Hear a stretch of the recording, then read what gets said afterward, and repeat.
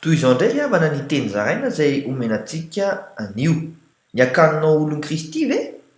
toerana voaaro ka izay tonga ao dia tsy ho tratra ny fampahoriana ahako ny voasoratra ao amin'ny Isaia toko fa 4:4 mivaky toy izao amin'ny anaran'i Jesosy hoe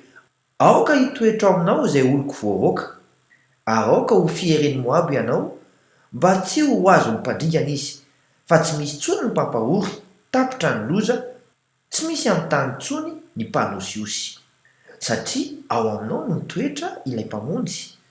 ahako ny voasoratra amin'ny Isaia toko fa 4:5 mivaky toy izao amin'ny anaran'i Jesosy hoe ary seza fiandrianana hitoetra amin'ny famindrapo ka isipetraka eo amin'ny fahamarinana ao andahin'i Davida ary tsara sy andinika izay marina izy sady fakam-pamoaka ny rariny minoa ary dia hiariary ny voninahitr'Andriamanitra ao an-tranonao. Mandra-pioana tompoko.